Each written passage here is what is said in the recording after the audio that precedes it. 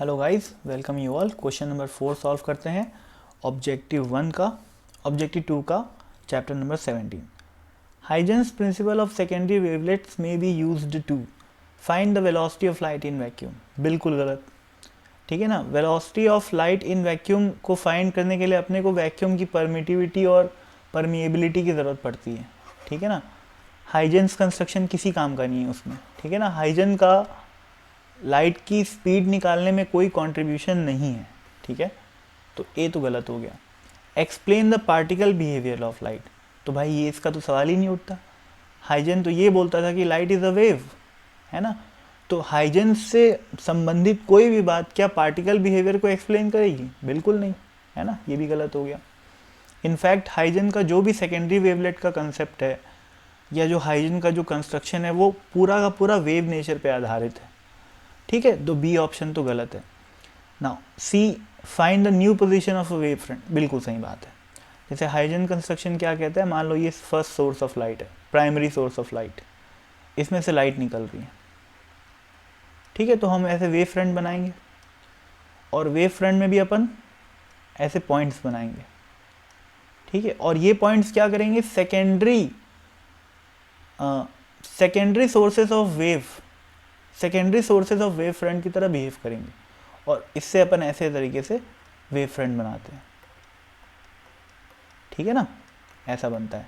तो फिर ये नया वेव फ्रंट ऐसे दिखाई देने को मिलेगा जो इन सब से टेंजेंट होगा, इन सब को छूते हुए निकलेगा, ठीक है ना। तो ये पहला वेव फ्रंट हो गया, ये दूसरा वेव फ्रंट हो गया। तो इस तरीके से जो नया वेव फ्रंट होता है, new position of the wave front होता है, वो निकालने में मदद करता है हाइजेन प्रिंसिपल, ठीक है ना। तो ये बिल्कुल सही हो गया। एक्सप्लेन स्नेल्स लॉ, तो आप एक काम करना, एससी वर्मा में पेज नंबर 364 पढ़ लेना, ठीक है। वो पूरा मैं यहाँ पर समझा नहीं सकता। उसमें हाइजेन के कंस्ट्रक्शन को यूज़ करके स्नेल्स लॉ को बाकायदा प्रूफ किया है, ठीक है ना। इनफैक्ट हाइजेन ने भी यही किया था। जो अपन रिफ्रैक्शन में जो नियम स्नेल्स लॉ जो अपन ऑब्जर्व करते हैं कि sine i upon sine r is equal to n1 upon n2, ये जो स्नेल्स लॉ है वो बाकायदा हाइजेन कंस्ट्रक्शन यूज़ करके जो है प्रूफ किया जा सकता है, ठीक है। तो पेज नंबर C364 में रिफ्रैक्शन ऑफ लाइट को प्रूफ किया है हाइजेन के प्रिंसिपल के आधार पे या हाइजेंस कंस्ट्रक्शन के बेसिस पे। तो वो पढ़ लेना, उससे आपको समझ में आ जाएगा, ठीक है ना।